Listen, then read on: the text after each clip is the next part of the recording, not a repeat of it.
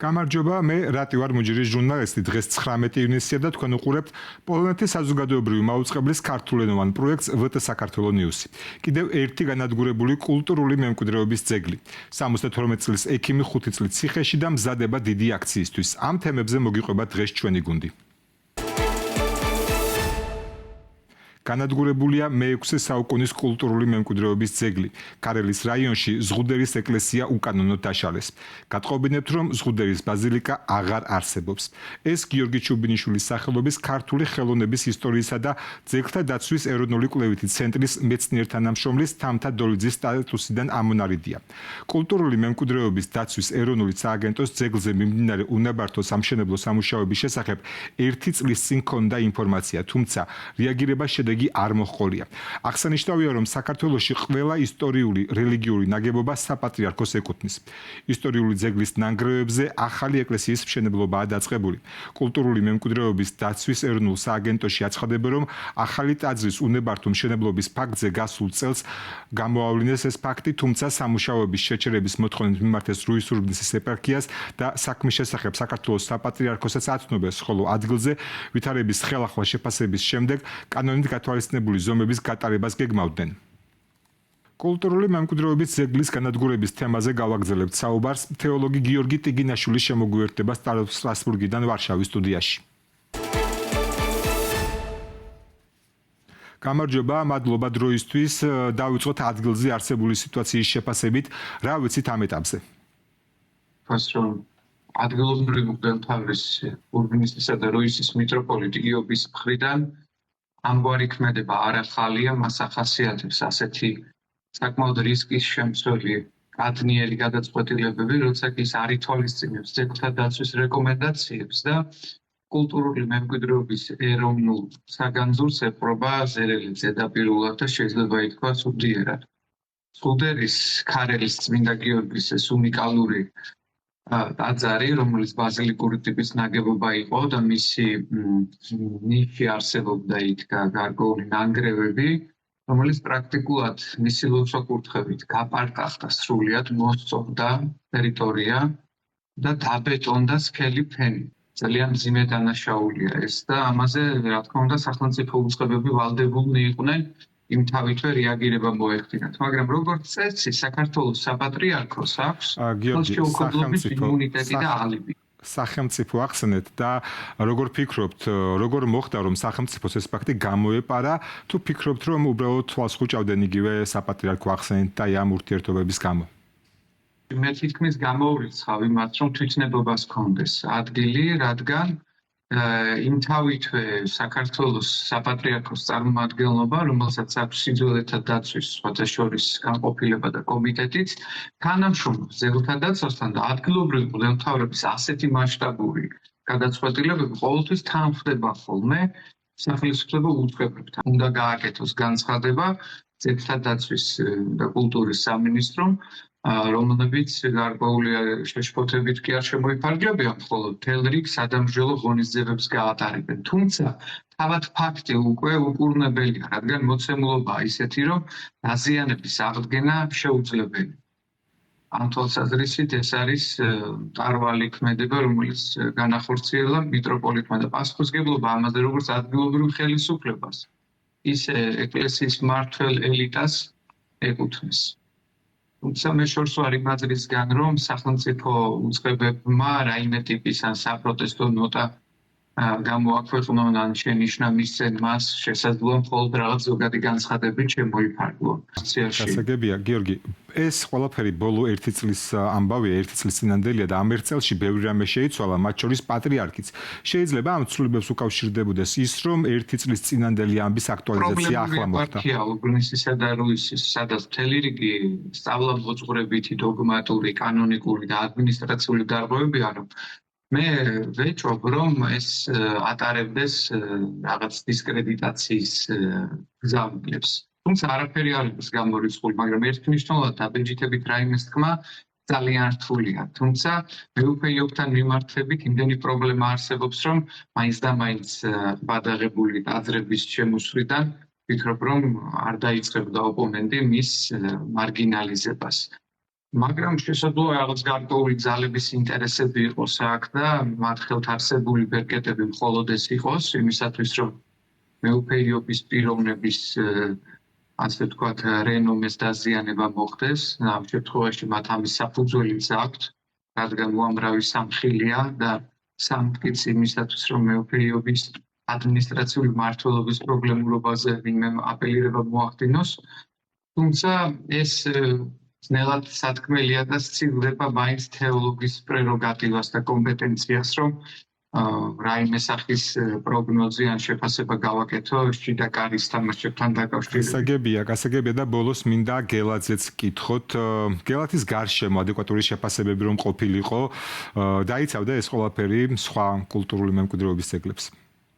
გელათი იყო ყველაზე საკვანძო საკითხი, საილუსტრაციო გამოდგება იმის მაგალითად, თუ როგორი ინდიფერენტული და პასიური იყო სახელმწიფო, რომელმაც გამოავლინა სრული უპასუხისმგებლობა და თქვენ წარმოიდგინეთ, არათუ დემოკრატიული რესპუბლიკის პირობებში, საქართველოს ისტორიის მანძილზე თვით მაშინაც კი, როდესაც ბოლშევიზმი და კომუნიზმი იყო, ანუ დეკლარირებული ათეიზმი და პრაქტიკულად საბჭოთა ხელისუფლება უღმერთობით გამოირჩეოდა, ისინიც კი კულტურული თვალსაზრისით ყურადღებას აქცევდნენ ძეგლებს და მასზე ზრუნავდნენ მათ რეაბილიტირებას.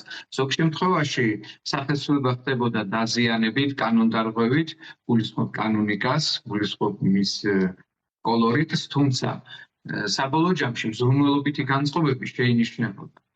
არათუ დაზიანებითი. ამიტომ დღევანდელმა ხელისუფლებამ რაც იკადრა, ეს იყო უპრეცედენტო მასშტაბის მავნებლობა.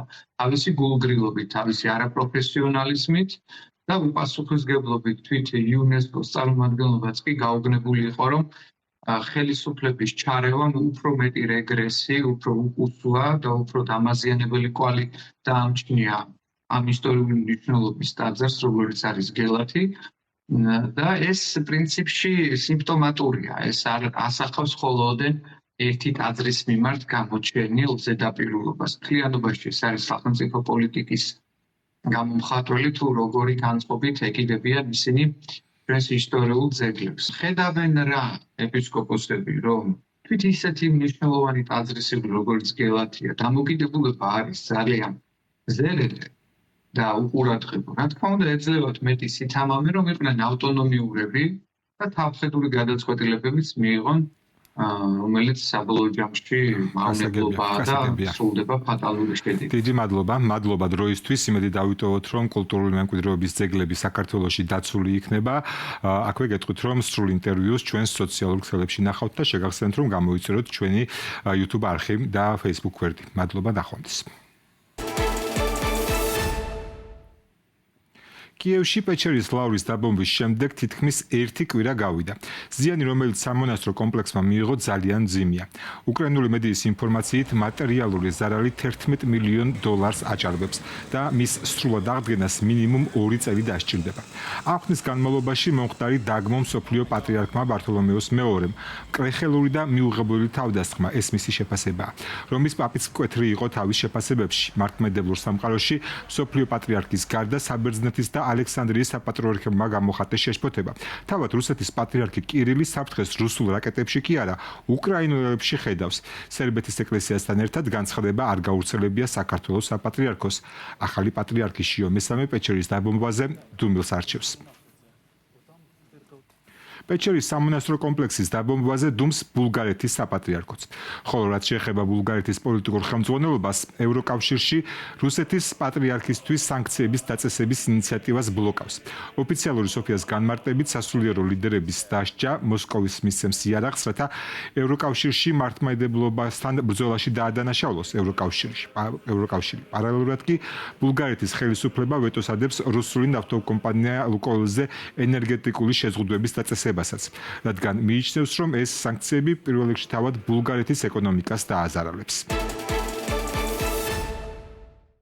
ახლა კი დღის სხვა მნიშვნელოვანი ამბები. 72 წლის ექიმი გიორგი ჩახუნაშვილი და კიდევ 6 მოქალაქე საქალაქო სასამართლომ 5 წლის ციხეში გაუშვა.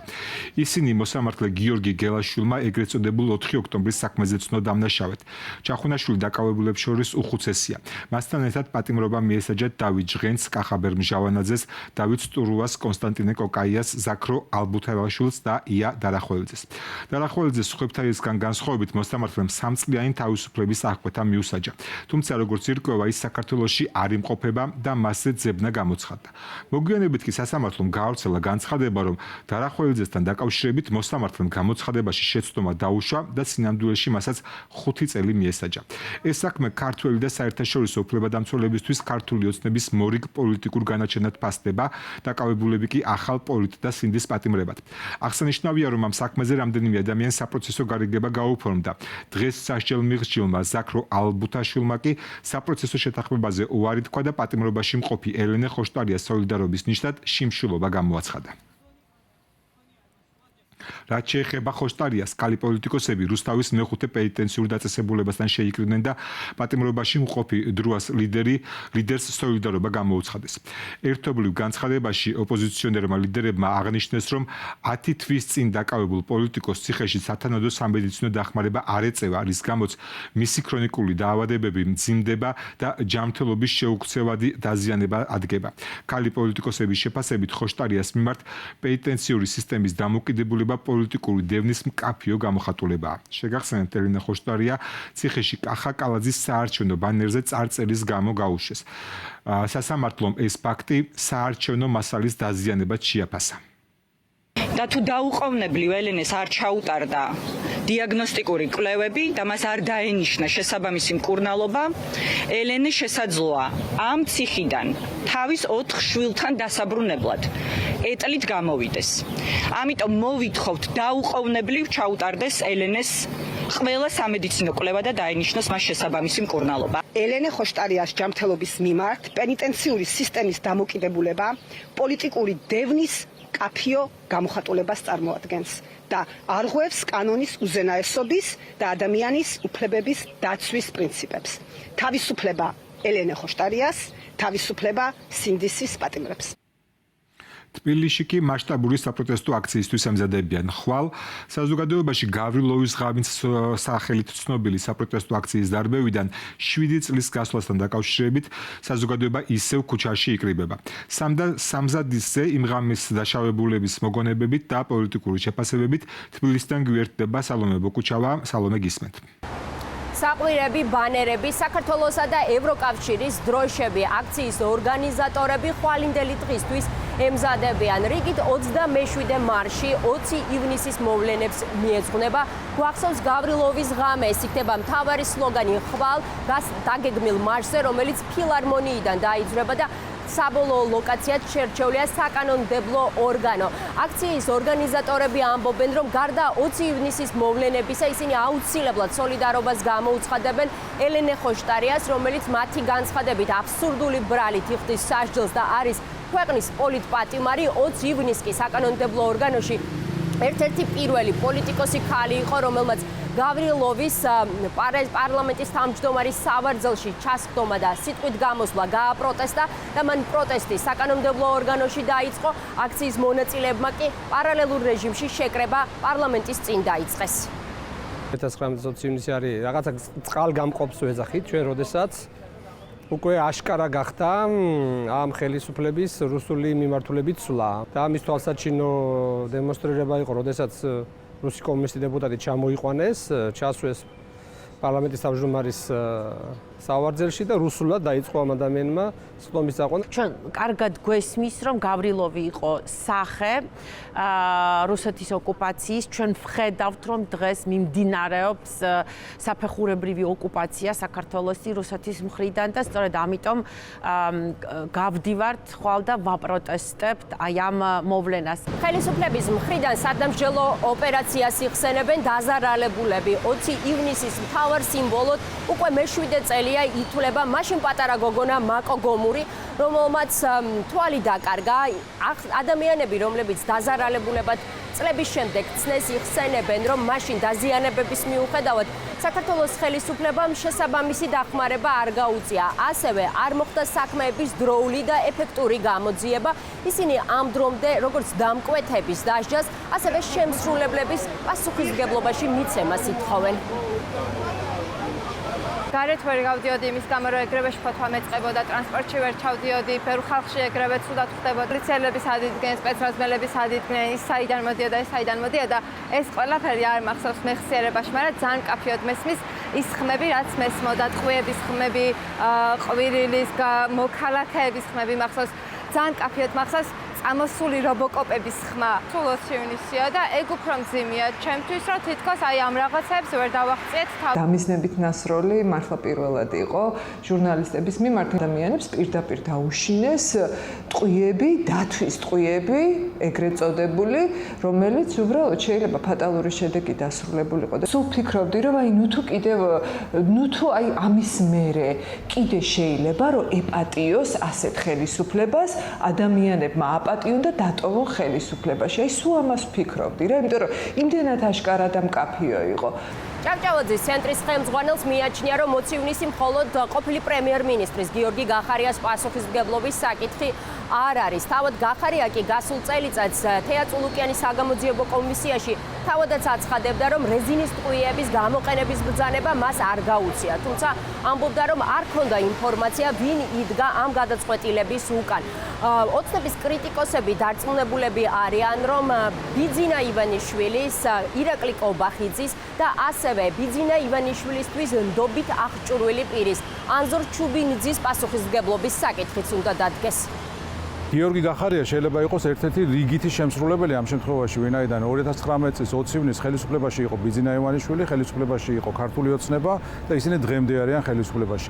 პოლიტიკური პასუხისმგებლობა ეკისრებოდა და ეკისრებათ მათ. ის ხალხი, რომელმაც თავს დაგვატეხა გავრილოვის ღამე, რომელმაც აი ესეთი სისასტიკე გამოავლინა, დღეს ისევ ხელისუფლებაშია. ძალიან დიდი ცინიზმია გახარიაზე ხელის შეწმენდა და მისგან განტევების ვაცის გამოყვანა, მაშინ, როდესაც იგივე ანზორ ჩუბინიძე დღემდე არის ყველა საკვანძო გადაწყვეტილებაში ჩართული ამ მიმართულებით, არის ივანიშვილის ნდობით აღჭურვილი პირი.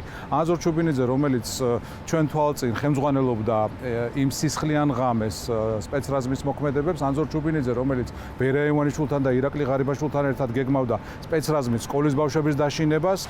წამების მუხლის ეფექტური გამოძიების უფლების დარღვევა დაადგინა სტრასბურგის სასამართლომ 26 მოქალაქის საქმეზე. საქართველოს ხელისუფლებას კი საქმის ხელახალი გამოძიება და 26 მოქალაქისთვის 650,000 ევროზე მეტის გადახდა დააკისრა. ამ დრომდე როგორც დამკვეთები, ასევე დაკვეთის შემსრულებელი პოლიციელები თავისუფლებაზე იმყოფებიან და მათი პასუხისმგებლობის საკითხი არ დამდგარა. დაჭრილებსა და დაშავებულებს შორის იყო არაერთი რეპორტიორი. ვროცლავში საქართველოს 3 მოქალაქე დააკავეს. ისინი ქურდობაში არიან ბრალდებულები. სამივე მათგანი ადრე ასამართლებელი პირია, რომლებიც საქართველოში იყვნენ დეპორტირებულები. მათ პირადი მონაცემები შეცვალეს და ისევ პოლონეთში დაბრუნდნენ. გამოძიების ინფორმაციით ბრალდებულები წინასწარ დაგეგმილად და ორგანიზებულად მოქმედებდნენ. ისინი ძირითადად იმ სახლებს ძარცვავდნენ, რომელთა მეპატრონეებიც ადგილზე არ იმყოფებოდნენ. მოპარულია თანხა, ძვირფასეულობა და ღირებული ნივთები. საქმეზე გამოძიება გრძელდება. პოლიცია იკვლევს მსგავსი ხასიათის სხვა დანაშაულებსაც და არ გამორიცხავს, რომ ბრალდებების ჩამონათვალს სხვა საქმეებით შეუერთდეს და საქმე გაფართოვდეს. დაკავებულ საქართველოს მოქალაქეებს 10 წლამდე თავისუფლების აღკვეთა ემუქრებათ. დღეისთვის სულ ეს იყო. დასასრულს კიდევ ერთხელ გთხოვთ, გამოიწეროთ VT საქართველოს News-ის არხები YouTube-სა და Facebook-ზე. ჩვენ კი გავაგზავნებთ მუშაობას, რომ თქვენამდე მოვიტანოთ თავისუფალი სიტყვა, თავისუფალი ევროპიდან, თავისუფალი საქართველოსთვის. დროებით.